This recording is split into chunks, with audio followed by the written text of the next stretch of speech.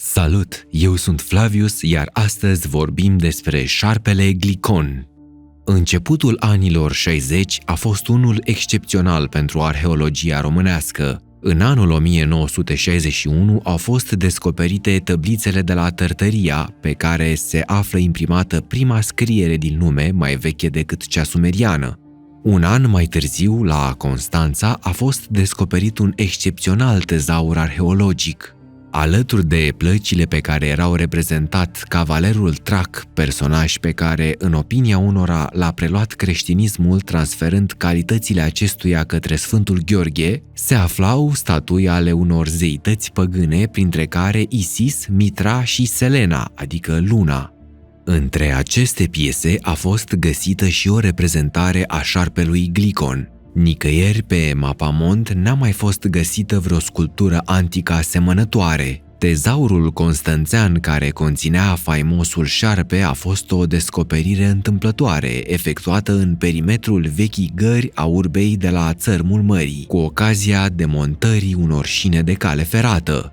Cea dintâi a fost descoperită statuia zeiței Fortuna. Uimiți, muncitorii au alertat autoritățile. Vestitul șarpe încolăcit este sculptat din marmură albă și este realizat cu deosebită măestrie. Standardul de luptă al strămoșilor noștri getodaci era un șarpe cu cap de lup. În schimb, șarpele Glicon are capul unui miel, plete și urechi omenești, trupul său terminându-se printr-o coadă de leu. Cu mai mult de 2 ani în urmă, statuia veche de 18 secole a fost solicitată de către chinezi pentru a fi expusă într-o expoziție de lungă durată. Însă, cu toată părerea de rău, șarpele Glicon nu a putut fi trimis pe acele îndepărtate meleaguri.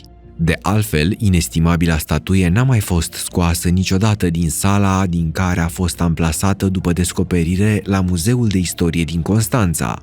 La romani, șarpele Glicon era o zeitate a cărei venerare a pornit de la un profet grec, pe nume Alexandros din Abonuticus. Adepții acestui cult nu erau probabil extrem de numeroși, dar au fost suficient de mulți pentru a-l propaga pe meleagurile dobrogene și apoi mai departe până la marginile Imperiului Roman. Se pare că originile cultului se află în Macedonia, în credințele populare existente acolo cu mult înaintea nașterii lui Alexandru cel Mare. În timpul vieții lui Alexandru, dar și după, circula legenda că marele strateg și lider militar era de fapt unul dintre fiii lui Zeus, zeu suprem care o vizitase pe mama acestuia sub chip de șarpe. Ca zeitate, șarpelui Glicon îi se atribuia puterea de a tămădui infertilitatea feminină și masculină și, de asemenea, puterea de a ocroti așezările umane de cumplitele molime care decimau oamenii în antichitate. La jumătatea secolului al II-lea înaintea erei noastre, șarpele Glicon era venerat deja pe malurile pontului Euxin. În acea perioadă, cultul șarpelui pletos, având bot de miel, intrase inclusiv în atenția împăratului Marcus Aurelius, ce dorea să afle mai mult despre cultul ce era dedicat neobișnuitei zeități.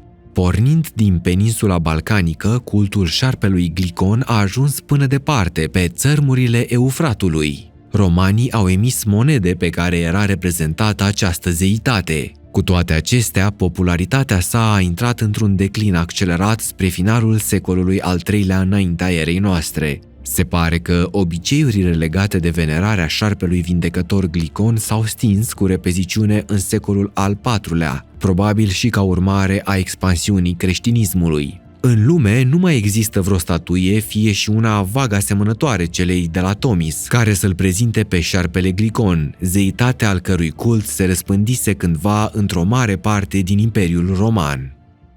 Dacă ți-a plăcut acest video, nu uita să dai like și subscribe!